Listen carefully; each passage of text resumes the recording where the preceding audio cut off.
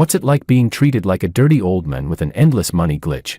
The poor but pure campus belle I was sponsoring got into a car accident and lost her memory. I immediately prepared a fruit basket to visit her, but the next second, a row of bullet comments appeared right before my eyes. They said, "The female lead's childhood sweetheart has returned from abroad. She used this amnesia trick just to get rid of the dirty old man. First, she pretends to lose her memory and breaks up with the dirty old man. Then she gets back together with her first love. The dirty old man goes crazy with jealousy and practically throws his fortune at her, begging her to remember him again." Another bullet comment popped up. "Do you guys think the male supporting role will find out she's faking her amnesia?" A reply came quickly. "No way. The female lead got her pretentious coquette bestie to help her. There's no way he'll find out." I knew it. The one they called the dirty old man must be me, about to hit my 30th birthday in 2 years. But what the bullet comments didn't know was this. I was already sick of this poor campus belle type. I'd been looking for a reason to dump her, and now she had handed me the perfect excuse. I turned around and texted her pretentious coquette best friend. "$500,000 per month. Be my girlfriend. Deal or not?" She replied instantly, "Darling, 100,000 is enough. $500,000 is too much. I wouldn't feel comfortable taking that." Later that night, her best friend and I were entangled until midnight. Suddenly, we heard the female lead screaming outside the door, her voice tearing through the night. "Darling, my memory's back. If you just look back at me once, I'd give you my life." Her best friend curled her lip and muttered with disgust, "Life. Useless things like that aren't worth a dime." Chapter 1. In the third year of keeping Maria as my mistress, I started to grow tired of her. Her once innocent face had turned worldly. Her cold temperament had become hard to tame. After the passage of time, the noble moon finally evolved into a soft, squishy grain of white rice, the rice clinger. In this world, all love stories end the same way. Expressionless, I rubbed my temples and pulled out my phone. She'd been with me for years. Even if I was going to end it, I'd make sure she had enough money not to worry about survival. Just as I found her number, my phone rang first. "Hello, are you George?" Maria, or rather, my rice clinger, had never spoken so politely before. Puzzled, I asked, "Maria, what's wrong? What happened?" She interrupted impatiently. "I got into a car accident. Head trauma. I've lost my memory. My mind's back to 3 years ago, and the only person I remember is Makoto. As for you, I've deleted your number." Before I could ask another question, she hung up abruptly and blocked me, leaving me standing there, stunned. Moments later, a text message pinged, a spending alert from her secondary card, a private hospital. The amount wasn't high, nowhere near what a real emergency deposit would cost. So my rice clinger had lost her memory, deleted her sugar daddy, yet hadn't forgotten to keep spending my money. My heart wavered between anger and amusement. I quickly bought a 250 yuan fruit basket and drove to the hospital, following the transaction record. As soon as I stepped out of the car, dense bullet comments filled the sky again. The amnesia arc begins. The female lead is clever, with her true love back in town. She used a minor fender bender as a perfect excuse for this fake amnesia plot. Another comment appeared. The male side character thinks money makes him special, thinks spending on women gives him the right to play God. When he realizes she's forgotten him, he'll regret it deeply. He'll simp after her for a whole year, burning through half his fortune. Yet our female lead still won't even look at him. She'll string him along like a dog. And one more. Ugh. The male supporting role is disgusting. I just want to watch the sweet romance between the leads. Please, someone make this greasy old man log off already. Chapter 2. Thud. The 250 yuan fruit basket fell to the ground. I'd bought it too early. Judging from what the bullet comments said, I seemed to be the male supporting role in this world. My purpose of existence was to be a simp, a man who, upon hearing that the heroine lost her memory and forgot him, would immediately offer up his entire fortune just to make her remember him again. So much money. Yet it only turned the poor campus belle into an independent, career-driven female protagonist. Meanwhile, I, consumed by jealousy and despair, would die miserably in a shabby rented apartment, drawing a perfect ending to my arrogant and overbearing life. In short, I was the stereotypical domineering CEO chasing his ex-wife in a strong female lead novel, throwing money like crazy to win her back, kneeling for forgiveness even after going bankrupt. The heroine, calm and self-assured, would accept everything with a smile and end it all by saying, "Who says independent women can't use men to gain resources? But I'm not an idiot. Am I crazy enough to hand over my entire fortune for some woman? If I'm spending money, I expect to be treated like a boss, not like a servant." Maria was just a canary I kept in a gilded cage. Why should I both pay her and provide her emotional support? I strode toward the hospital with long steps. A young nurse, clearly familiar with the routine, led me straight to the ward. Through the thin door's glass panel, I could clearly see Maria's triumphant face as she said, My childhood sweetheart came back from abroad. That's why I came up with this amnesia trick, to completely get rid of George. Willow, you have to help me keep this a secret. Chapter 3. My gaze naturally shifted to Willow. That was her best friend. Someone Maria had casually mentioned a few times before. I'd added her on WeChat back then but had never talked to her. Compared to Maria's pure, fragile, damsel in distress type, Willow was the exact opposite, seductive and mature, the embodiment of a sensual goddess. In the blazing summer heat, she wore an ultra-short pencil skirt, her shapely, smooth legs gleaming under the light, so dazzling they made my heart pound. And further up, her voluptuous chest practically crashed into my thoughts. Blood rushed through me. I fell in love. Such a perfect best friend. Yet Maria had kept her hidden from me for 3 years. Truly a rice clinger. Inside the room, Maria frowned impatiently and said, "Did you hear me?" Willow's sultry voice floated in response. "Aren't you afraid this game might backfire? That George will ignore you forever?" A confident smile appeared on Maria's delicate face as she said, "You don't understand. That dirty old man loves me to death. The moment he hears I've lost my memory and forgotten him, he'll be heartbroken beyond repair. For a while, he'll probably do everything he can to please me, clinging desperately, never letting go. How could he dare ignore me? But it's a pity. I can't stand his toxic masculinity. He's too full of that dad energy. Makoto is so much better. Not only does he willingly hand me his savings, but he never tells me what to do. That's what a real man should be like." It wasn't surprising that Maria was so confident. 3 years ago, when I happened to give a speech at my alma mater, I saw her standing under the trees, sunlight filtering through the leaves, and I lost my mind. I stopped her on the spot and asked, "Would you like to be my girlfriend?"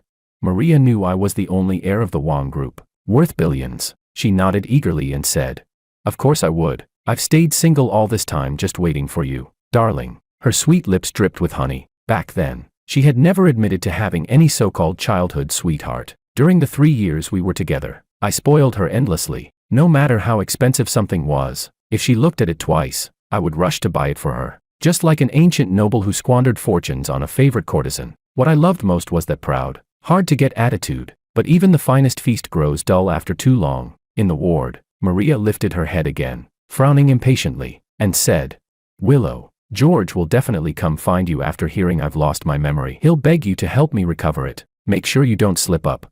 The moment she finished her words, just as she expected, I, already hopelessly infatuated, pulled out my phone and sent a message to Willow. "I've fallen for you. $500,000 a month. Be my girlfriend. Deal or not?"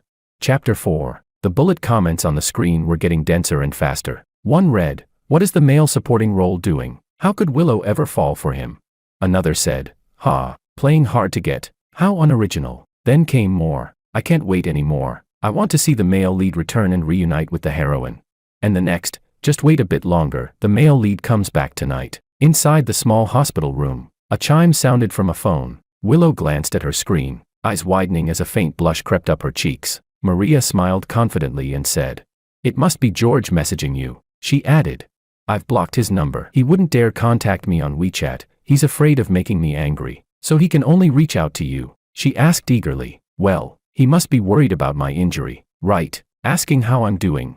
Willow instinctively turned off the screen, hiding her phone behind her back, then squeezed out a muffled affirmative sound from her throat. Maria, more convinced than ever that everything was under her control, spoke cheerfully.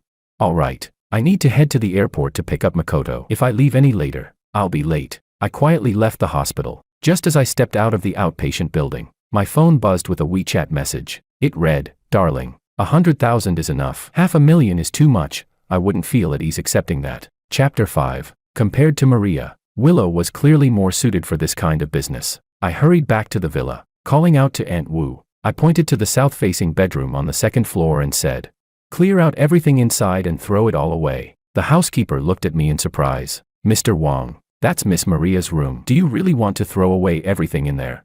Maria had lived in my villa for 3 years. I treated her like royalty. She never had to lift a finger. Even Aunt Wu, who had watched me grow up, had always taken care of her meticulously. But now that Maria had lost her memory, she'd surely forgotten the way back to this villa. Out with the old, in with the new. It was time for someone new to move in. My tone left no room for doubt as I said, "She won't be coming back. Throw it all out." Over the past 3 years, I had bought Maria far too many things. Her amnesia was just a whim, an impulsive trick born from a minor car accident, leaving her no time to clear her belongings. The servants worked until late at night before the bedroom was finally emptied. Everything, valuable or not, was thrown away without exception. The tone of the bullet comments began to shift. Some said, "Aunt Wu, stop. That's a brand new designer dress. Drop me the address, I'll pick it up. And those limited edition earrings. All that skincare. Oh my god, I'm coming too." Others chimed in. "Young Master Wong, I get it now. I can handle this kind of deal, please. Give me a chance." Can't deny it. The male supporting role is really loaded. But then came a skeptical one. Weren't you all rooting for the sweet love between the leads? How did you all get blinded by the male supporting role's money? That last one was quickly buried under the flood of bullet comments. 8 hours had passed since Maria's amnesia. I had completely cleared her from my life, every item, every trace. Now my world felt empty. What I lacked was simply a companion who could please me. Just as I was about to message Willow, she sent me a video first. In the dim light of a bar's private booth, Maria was nestled in the arms of a young man, gazing up at him with love in her eyes as she said, "Makoto, if George hadn't come between us back then, we would have been together long ago." Chapter 6. In Maria's version of the story, I am a despicable dirty old man who set my eyes on a pure, innocent college girl and used my money to tear apart two lovers. According to her, when she refused me, I threatened to have her childhood sweetheart expelled from school. For the sake of his future, Maria had no choice but to accept me in humiliation. But I remember clearly, 3 years ago, in that dappled forest light, when she heard my confession, her eyes lit up with delight. If she had said she already liked someone else, I would never have wasted my time on her.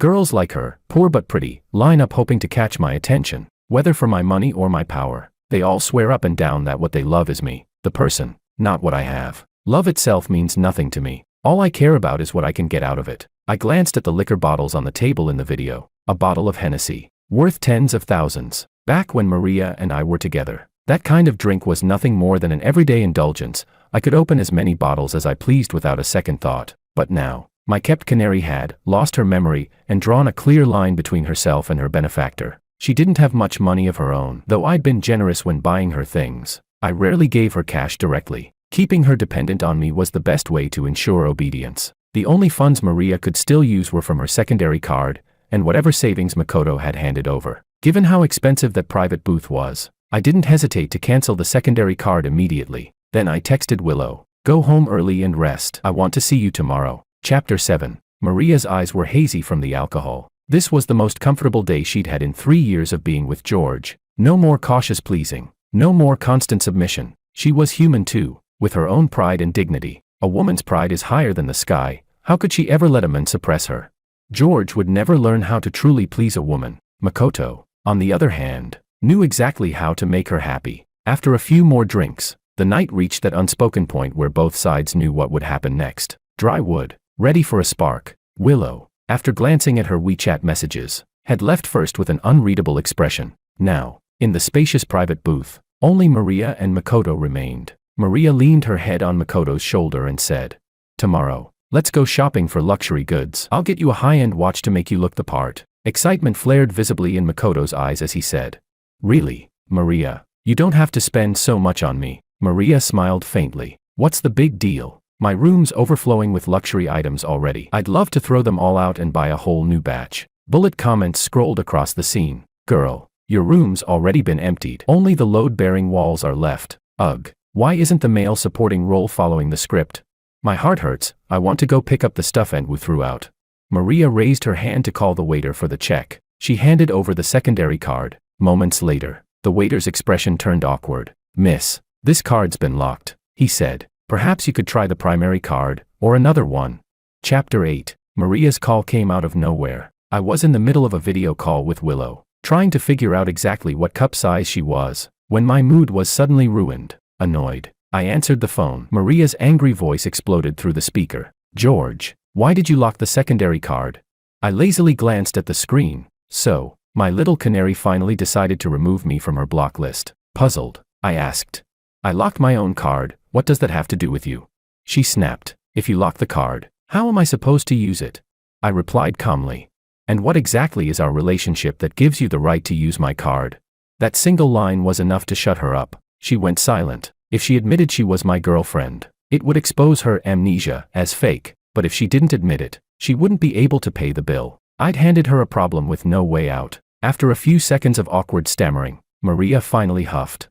"I was planning to get my memory back sooner or later, but now, It seems there's no need to rush. Humph. She hung up first. Bullet comments flashed across the air. Exactly. Don't rush to recover your memory. Let the male supporting role panic for a while. Relax. Once he sees the female lead in another man's arms, he'll be more desperate than anyone. Ugh. I still feel bad. All that good stuff, just thrown in the trash. Don't worry. Once the male supporting role can't take it anymore, he'll start showering her with money again. I stared at the flood of bullet comments, confused. They kept adding drama for the heroine's sake. But honestly, when did I ever say I cared whether she remembered me or not? Chapter 9. In the past, my dates with Maria were always at luxury restaurants, bars, or hotels. But with Willow, I chose somewhere different, at the foot of a mountain. Now, dressed in sportswear and carrying a heavy backpack, I looked up at the towering peak, excitement filling my chest. Willow, puzzled, asked, "Darling, why did you bring so much stuff for a hike? Won't it be tiring?" I waved my hand meaningfully and said, "They're all daily necessities, completely essential." She nodded, still not understanding, then said with sudden determination, "Darling, let me carry it for you." Amused, I asked, "Won't you get tired?" She replied softly, "I won't. Even if I had to carry you to the top, I wouldn't be tired." I sighed and pinched her cheek. "If you can't hold a conversation properly, just don't try too hard next time." She lowered her head and murmured, "I was just afraid you'd stop liking me. After all, it's $100,000 a month. I've got to make sure you feel it's worth every penny." To be fair, I had brought too much. By the time we reached halfway up the mountain, I was already panting heavily. Seeing me exhausted, she sat down beside me, handing me water and wiping my sweat. Watching her focused expression, breathing in her faint perfume, I felt myself surrounded by her presence. Willow was indeed far more alluring than the rice clinger. As night began to fall, we reached the mountaintop. I pointed to the backpack and said, "Let's set up the tent." Willow froze in shock. "Darling, are we staying here tonight?" I frowned. "What, you don't want to?" Could it be that this sexy little wildcat was refusing to spend the night with me outdoors? I've never been one to force anyone, so I pulled out my phone, pressed play on a ringtone, and pretended to take a call as I hung it up. "David, what's wrong?" I said aloud. "What? You got run over by a 100-ton truck. I'm coming to the hospital right now." Seeing I was about to leave, Willow panicked and blurted out, "No, it's not that. I was just worried you'd think the tent was too shabby. That's all. I'd love to spend the night out here with you, darling." Chapter 10. Willow grew a little anxious. Sweat from her temple trickled down her cheek and into the hollow of her throat. I watched, salivating. At 24, youth is exuberant, every emotion wears plainly on the face. I said, "All right, let's hurry and set it up, night's coming." She said, "That David who got run over by a 100-ton truck." I laughed. "He'll be fine. Just superficial wounds. Buy some povidone iodine and wipe it, nothing serious." So we excitedly started pitching the tent. Out of the corner of my eye I saw the bullet comments scroll again. They read, "The male supporting role and the female supporting role are actually kind of a cute ship." Another replied, "But isn't our male lead and female lead's sweetness unmatched? Their love's been so rocky, finally it's about to succeed. Look, the heroine says her home is a villa now and she's taking the male lead back with her." Someone asked, "I assent the villa the male supporting roles." The next comment answered, "She's been living there so long, what's the problem with calling it hers?" Of course there was a problem. I, the owner of that villa, didn't agree. I immediately called Aunt Wu and said, "Aunt Wu, delete Maria's fingerprints, and put the villa off duty tonight, send all the servants home." Chapter 11. When the red Ferrari pulled up to the villa, Maria still had that excited smile on her face. This suburban villa was lavishly decorated. Staying one night here with the person you loved must be so romantic. The car stopped outside in the pitch black. Makoto gaped in shock. "Maria, is this your home?" Maria nodded with a haughty tilt. In her mind she planned not to acknowledge George if they met, let him see her entwined with Makoto and regret it, then throw money at her like a madman to make up for it. Makoto looked at Maria with admiration and mused, "I've only been abroad 3 years and you already have so much. Women these days are truly outstanding. Girls keep improving themselves. Compared to them, we men often don't measure up." Maria didn't directly answer. She snorted softly. "You just came back, you wouldn't know. Men like you are getting rarer." She was about to swipe her fingerprint. Aunt Wu appeared beside the villa, looking impatient, holding a set of car keys and said coldly, "This car belongs to our young Master Wang. We've taken it back. Take a taxi home." With that she opened the door and floored the accelerator. The car sped away and vanished like a phantom. Makoto cried out, "Maria, someone took your car. How did they get your keys?" Maria flushed crimson and made up a casual excuse. "That was my housekeeper, she's been out of it lately. Don't mind her. I'll fire her tomorrow. Let's go home." She reached to press her fingerprint. A cold mechanical voice rang out across the silent mountaintop. Fingerprint error. Chapter 12. Just as we finished setting up the tent, my phone started ringing at the worst possible moment. It was Maria. In just one day, she'd already removed me from her block list twice. I was like a slippery raccoon, always poking my head around the edge of her blacklist. I was holding Willow in my arms, enjoying the mountain night view, so I didn't answer. But the ringtone was like a curse, relentless and insistent. By the 7th call, my patience ran out. I finally picked up. Maria's hysterical voice exploded through the speaker. "George, why did you delete my fingerprint?" I asked calmly. "Sorry, who is this?" Her agitated voice went dead silent. After a few seconds of grinding her teeth, she snapped. "It's Maria," I replied. "So what? What's our relationship again? Why should your fingerprint be registered in my villa?" I threw the question right back at her. Maria seemed determined to keep up the amnesia act. After bottling up her rage, she finally spat out. "Fine, we have nothing to do with each other, but when we meet again one day, you'll regret what you did today." She hung up furiously. I let out a short laugh. After 3 years of seeing her face, I'd long since had enough. What made her think that just seeing her again would make me fall back in love? Chapter 13. Bullet comments rolled across the sky, scolding me for being two-faced. "Stop pretending. Male supporting role. Go coax the female lead already. Maybe she'll realize how good you are and take you back. When you see the male and female leads sweet love, you'll regret everything." Others chimed in. "Don't be fooled. He's only interested in the female lead's bestie because he hasn't seen how affectionate the heroine can be with another man. Exactly. The heroine's way prettier than her best friend." But the bullet comments didn't understand. Yes, Maria was slightly prettier than Willow, but after 3 years together, even the most beautiful face gets dull, especially one attached to a bad temper and zero depth. My tastes had changed. I no longer liked the pure, fragile, White Lotus type. Now, I only liked fiery little wildcats. I lifted Willow's chin and said, "Tonight, I expect you to perform well." Willow froze for a moment, then turned her face slightly away. I frowned again. Was that rejection? I've never liked forcing anyone, so I took out my phone, played a ringtone, and couldn't even be bothered to pretend to set an alarm. Instead, I faked answering a call and said, "David, what's up?" "What? You just escaped from under a 100-ton truck only to get hit by a semi and thrown 300 meters. Stay where you are. I'm calling an ambulance right now." Willow quickly interrupted, panicking. "Darling, I didn't mean no just now. I only meant, the tent's too small. I was worried you wouldn't have enough room to move. Don't you prefer the soft bed of a 5-star hotel, darling?" Chapter 14. It was obvious Willow was truly flustered. She even grabbed my hand and pressed it against her chest. Instantly, my blood surged. "What's so great about a bed?" I said. "Half of a person's life is spent lying on one. Missing a few nights won't ruin anything. Here's perfect. There's the rawness of instinct and the romance of nature." Only then did Willow relax. After a pause, she hesitantly asked, "That's good. By the way, what about that poor soul? The one who got flung by the semi, David?" I waved dismissively. "A scratch like that, he can walk himself to the hospital. At worst, take 2 boxes of antibiotics. The guy's just dramatic, always making a big deal out of nothing." The night wind was gentle. I lost myself in the primal battlefield. In the midst of sweat and breath, Willow's phone rang. I gestured for her to answer it. Her voice was soft, laced with haze and desire. Maria on the other end could hear every note. Maria chuckled lightly. "Sorry, Willow, am I interrupting you too?" Willow bit her lip and said coldly, "If you know you're interrupting, then hang up." Maria was momentarily stung, but still carried on as if nothing had happened. "I'll be brief," she said. "Tell George I'm going to the luxury store tomorrow with Makoto. Make sure he finds out where I'll be. When he sees me being all lovey-dovey with Makoto, let's see if he can still stay calm." After the call ended, Willow looked at me pitifully. She hooked her arms around my neck and asked softly, "Darling, are you really not worried?" I held her by the waist and said slowly, word by word, "How could I be, when I have you? I'm just curious, where did she get the money to shop at a luxury store?"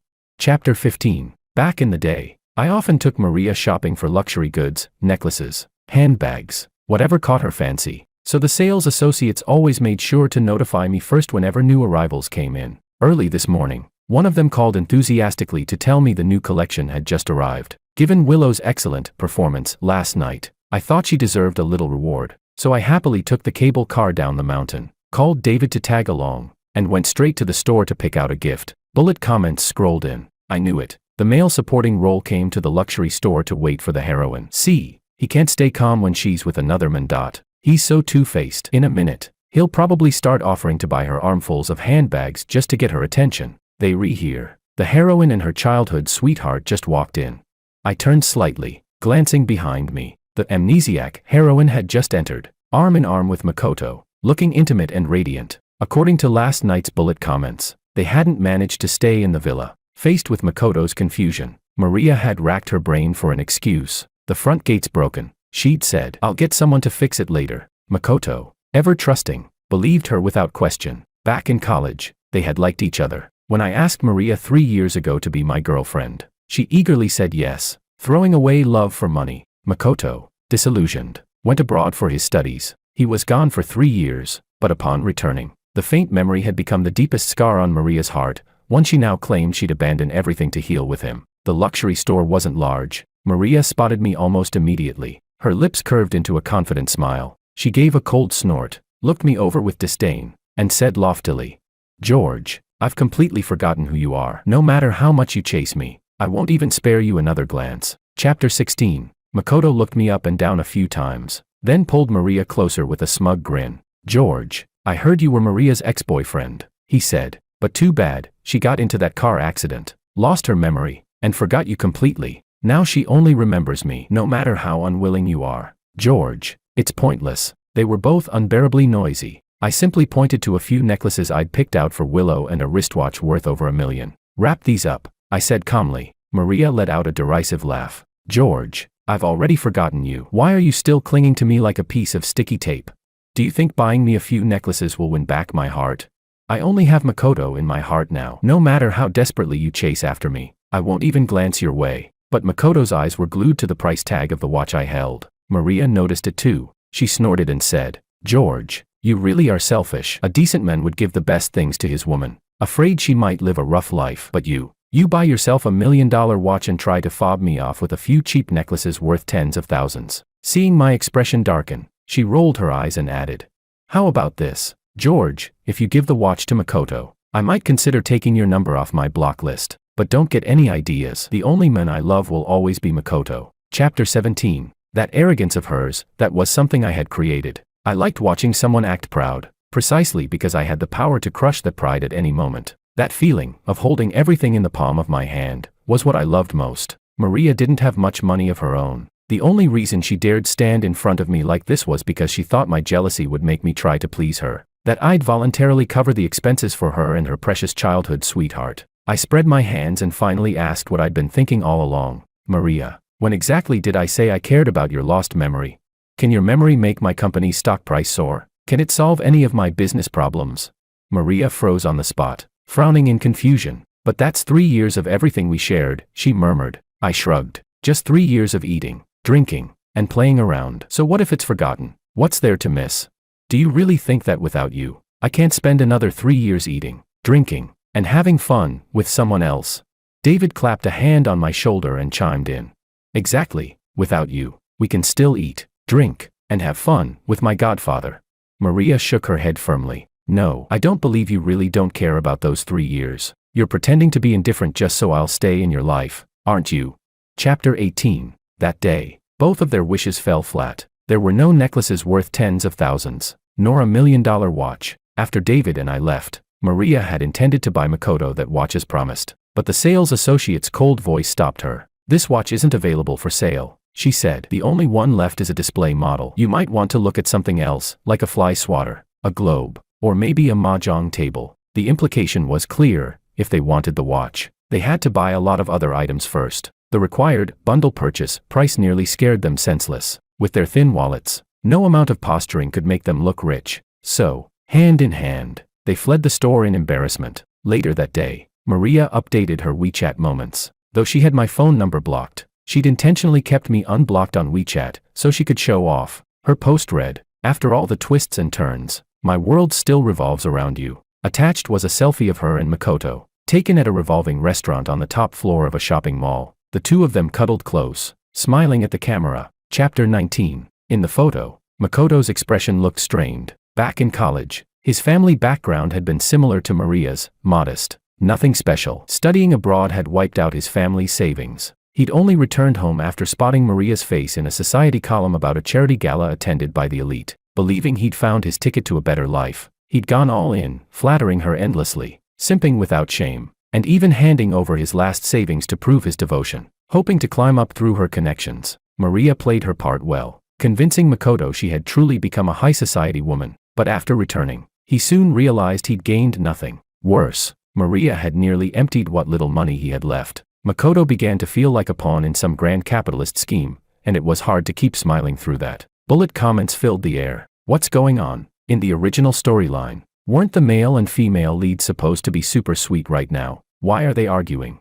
Of course they're arguing. In the original version, the male supporting role was a total simp, constantly throwing money and luxury gifts at the heroine, begging her to come back. But now he's stopped simping, and what do we have? Two broke college grads with no money for romance. Another comment read, now that the male supporting role can see her WeChat posts, just wait, if the heroine keeps showing off every day, he'll get jealous and start chasing her, begging her to recover her memory. And one more chimed in, forget that, I'd rather watch the male supporting role and the best friend, the domineering CEO and his wild little cat. That's the dynamic I love. I read through every comment carefully, then glanced at the plane tickets I had just bought. Willow was so considerate it made my heart ache. She'd insisted that money doesn't grow on trees, since we'd agreed on a payment of $100,000 a month. She wouldn't take a cent more. She even wanted to deduct part of her travel expenses from her own fee. To make it up to her, I decided to take her on an overseas speed tour, a whirlwind vacation. Just as the bullet comments finished scrolling, I saw Maria update her WeChat again. She was clearly determined to flaunt her new romance in front of me. This time, her post showed 2 electronic theme park tickets. The caption read, it's never been about the money, it's about attitude. Time may pass, but he never forgets his promise to take me to the amusement park. At that moment, Willow leaned in and wrapped herself around my arm, swaying playfully. Darling, she said, you still haven't posted me on your moments yet. Her playful tone made my head spin. I snapped a photo of our intertwined fingers, uploaded it to my moments, and captioned it, Maldives. Here we come. Chapter 20. The plane landed smoothly at Valana International Airport. I glanced at Willow with satisfaction. No wonder she was my little wildcat, so full of energy. After a long flight, she was still bouncing around as if she hadn't just spent hours in the air. After checking into the hotel, Willow finally pulled out her phone. She had dozens of missed calls and a flood of unread messages on WeChat. At first, Maria's tone still held some patience. Sis, did you see George's post on WeChat moments? He's trying to make me jealous, took some random woman to the Maldives for a show-off photo. Ha, does he think I'd fall for that? Why aren't you replying? I've been calling you nonstop. Where are you right now? Has George contacted you about me? Before she could even scroll to the end of the messages, Maria's call came through again. Willow answered lazily. Maria, what's up? Maria sounded desperate. Has George contacted you recently? Willow turned her head slightly toward me, then answered truthfully. He contacts me every day. She wasn't lying. I had been contacting her, constantly. Hearing that, Maria let out a breath of relief and even laughed softly. I knew it. George still has me in his heart. He's just pretending to be cold so I'll come crawling back first. But how could a woman with amnesia lower her pride like that? Unless he sincerely apologizes and changes his arrogant attitude, I won't give him the time of day. I couldn't help but chuckle quietly. Maria's sharp instincts caught the sound immediately. I heard a man's voice. She said, intrigued. You've got something going on, don't you? Is it that guy from before? Willow huffed. Yeah, it's him. Maria sighed enviously. You two sound so romantic, always glued together. Where are you lovebirds now? Willow replied, Maldives. What a coincidence. Maria's voice brightened instantly. George said he went to the Maldives too. Keep an eye out for me, will you? See if he's with another woman. Chapter 21. Willow and I wandered across the many beaches of the Maldives. As the sun set, I held her hand, our feet sinking into the soft sand. She looked curiously toward a group of divers nearby. Darling, do you want to go diving later? She asked, but it was obvious she was the one who wanted to go. Still, Willow knew her place perfectly well. Even when I indulged her, she never forgot her role. When she saw something she liked, her pretty face would flush faintly pink, and she'd ask, timidly, almost teasingly, if I liked it too. If I did, she'd beam like a child who'd just gotten candy. If I didn't, she'd quickly pull her gaze away. Unlike Maria, Willow never barked orders or acted superior. I followed her gaze out to the ocean and said, all right, let's give it a try. Her eyes lit up with pure delight. After strapping on her diving gear, she grabbed my hand,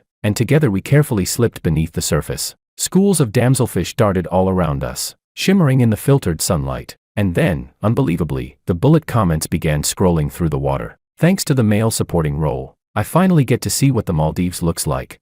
Why isn't anyone watching the male and female leads anymore? Someone replied. What's there to watch? They argue 3 times a day. Last time, the male lead demanded his savings back, and the heroine slapped him, calling him a freeloader. Another chimed in. See, without the male supporting role's money, there's no sweet love story left, and one more appeared. I still can't stop thinking about all those luxury goods Aunt Wu threw away, followed by another. Girl, let it go. Aunt Wu tossed out 19 haute couture dresses, 12 pairs of designer heels, and 6 diamond necklaces exactly 17 days and 15 hours ago. I barely even remember them now.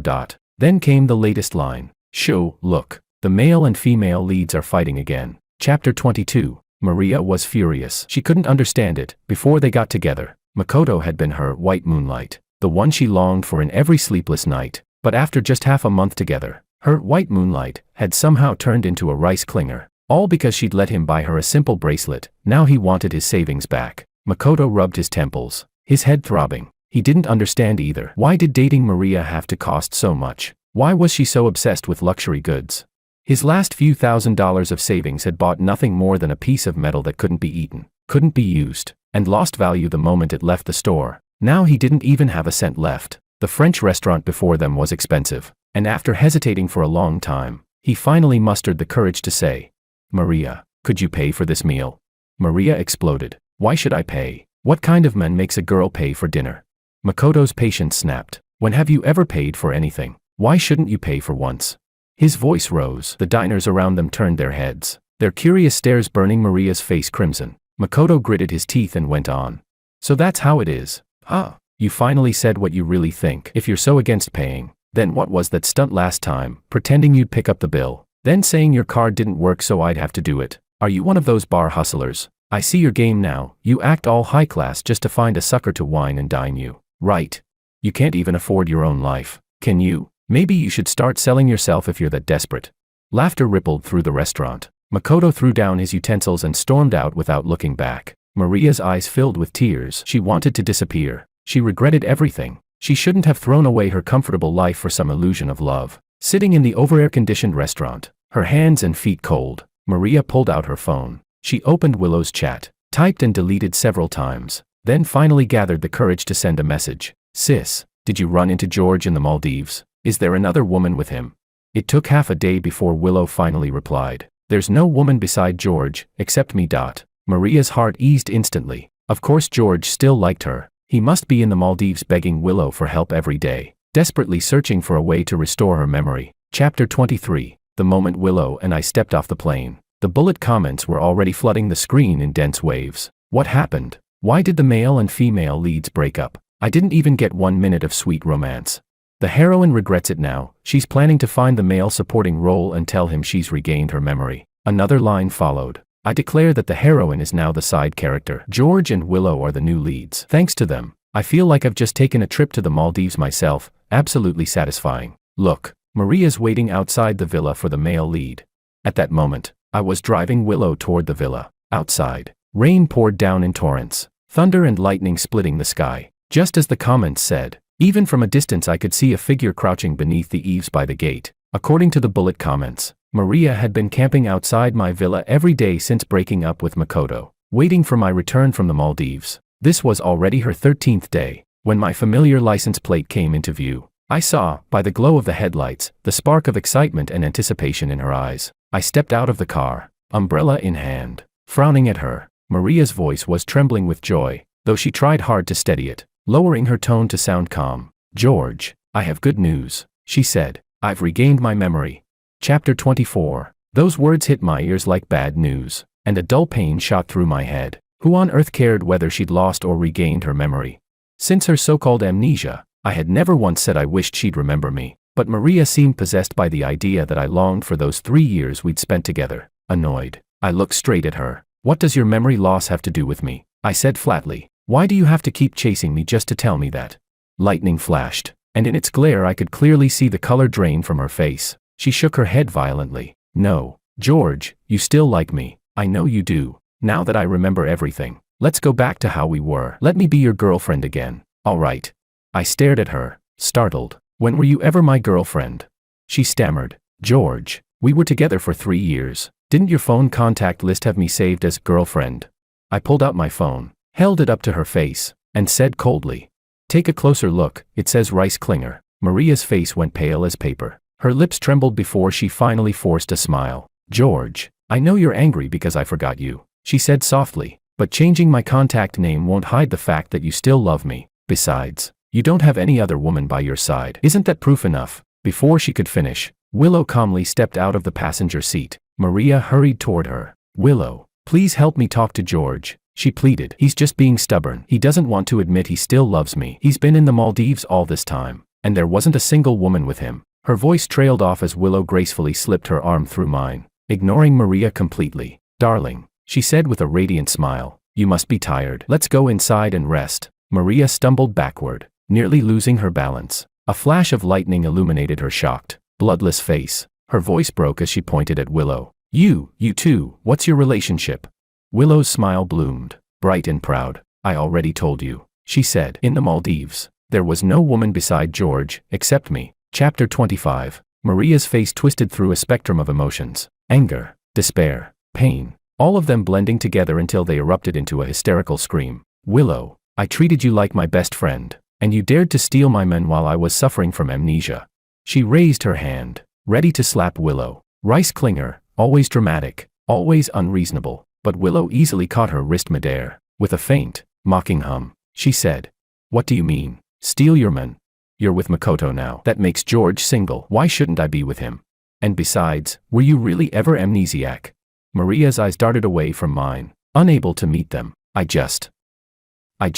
Her words tangled on her tongue. She couldn't finish a sentence. I had never cared whether Maria's memory was gone or not. Fresh off the plane, fatigue was already setting in. I waved a hand lazily. "Enough. I don't care if you've lost your memory or not," I said flatly. "I just got back from a long flight. I'm tired and going to rest. Oh, and Willow, let's plan a trip to Hawaii sometime." Willow's eyes lit up, and she nodded eagerly. Maria stood there, drenched, trembling as she realized her best friend had replaced her. The rain poured harder. Her voice cracked as she asked, almost pleading, "George, we were together for 3 years. Why did you never take me on trips? Why was it always a hotel?" I pressed a finger to my lips and said, "Shoo, your worth was in the hotel. The poetry and the faraway places, I've reserved those for someone else." Chapter 26. The villa doors shut, sealing Maria's voice outside. Through the heavy curtain of rain, I could still hear her desperate cries. "George, I was wrong. Please, just look back at me once. I'll give you my life if that's what it takes." Her voice was raw, sincere even. I knew she understood the value of money, but in her fantasy, this whole amnesia act was supposed to win her both love and wealth. Too greedy, and in the end, she got neither. Willow, meanwhile, wrinkled her nose in disdain, offering useless things again. She scoffed, as if her life were some kind of luxury good. I couldn't help laughing. "Willow, starting tomorrow, move in with me." She froze, hesitating for a brief second. My brows furrowed. Was she refusing? I'd never been one to force anyone. This time, I didn't even bother faking a ringtone. I simply lifted my phone to my ear. "Hello, David. What's up this late?"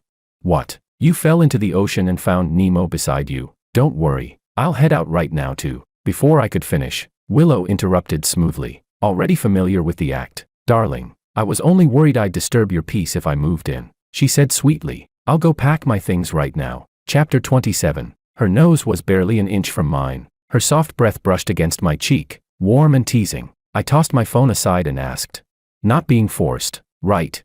She smiled. "Not at all." "All right then," I said. "It's late. You can move in tomorrow. Let's get some rest for tonight." "Okay," she murmured, then paused. "But that David who's still floating somewhere out in the open sea." I waved a hand dismissively. "Not a big deal. He can swim 3,000 miles and wash up on the Australian coast. It's barely a thumb's distance on the map, yet he has to call me about it." Willow pouted softly, then leaned closer, whispering, "Darling, from now on, whatever you say, I'll agree right away. Just please, don't bring up David again." I smirked. "You don't get it. That's just how we are." As if to prove my point, my phone rang again, David's girlfriend this time. Her anxious voice came through the speaker. "George, David said you've got a 45-degree fever, and he went to the hospital to check on you, so he can't come pick me up. Is that true?" I instantly shifted into a weak, dying tone. "Ah, yes. 45 degrees. The thermometers already exploded 3 times. David went downstairs to buy me some late-night food. Don't worry. He'll call you back once he's back. And yes, he still loves you. Outside, the rain drummed steadily against the glass window. In the distance, the floating bullet comments grew faint, fading like mist in the night. Another male lead has broken free from his scripted fate, no longer a simp. No longer wasting his fortune as a woman's stepping stone. Same as always. In the next book, the opening bullet comments should scold him harder, so he'll hit rock bottom faster, and find the will to change. And finally, the last line scrolled by. This small world's stable now, brothers. Let's move on to the next one. Chapter 28, Extra, Maria. I moved into a cramped little attic, cold in winter, stifling in summer. Ever since I met George, my life had been completely transformed. No more worrying about rent or bills. No more struggling for a bit of money. Those warm, comfortable days had made me miss Makoto even more. That longing, day after day, year after year, had grown like a tree in my heart, its roots deep and its branches high. It was that yearning that inspired my idea to pretend I'd lost my memory, to win both love and money, but I never imagined George would cast me aside so easily. Turning instead to Willow without a backward glance. I didn't understand. I was prettier than Willow, so why had he chosen her? After half a month in that tiny rented room, penniless and hungry, I finally went out to find work, thanks to a face that still drew attention. I landed a job as a waitress. The restaurant was on the top floor of a luxury building, a favorite spot for the rich to dine. Once upon a time, I had been one of those rich diners. Not the one serving them. Now, I weaved between tables instead of sitting at them. In my 3rd month on the job, I met George again. He was still as confident and refined as ever, far better than Makoto, who only knew how to talk sweetly but never deliver. The moon that once fell into dust had become a shackle, while a drop of mosquito blood was polished by time into a pearl. He hadn't changed, and beside him, of course, was Willow. The awkwardness of seeing them together made me turn away, too ashamed to approach. I watched another waitress bring them the menu. Willow accepted it and began ordering a few dishes. I sneered quietly. None of those were the dishes George used to order. I refused to believe a woman like her could stay by his side for long. But then I heard George's satisfied voice. Willow, how did you know these are my favorites? Willow smiled softly. You mentioned it once. Darling, I just remembered. George chuckled. I'm so much happier with you. Not like some people before, always ordering what they wanted, never remembering what I liked. My heart jolted. Only then did I realize, when I'd been with George, every meal we ordered had been what I liked, never what he did. I couldn't bring myself to approach them through the whole meal. Only when they were about to leave did I finally gather every bit of courage I had left and called out softly. George. He turned around. I stared into his eyes, full of fragile hope, hoping he might say he still thought of me, that he still loved me, even a little. But George only curled his lips into a faint, knowing smile and said, Who are you? I just lost my memory a few days ago. As for people who didn't matter in the past, I've already chosen to forget them first.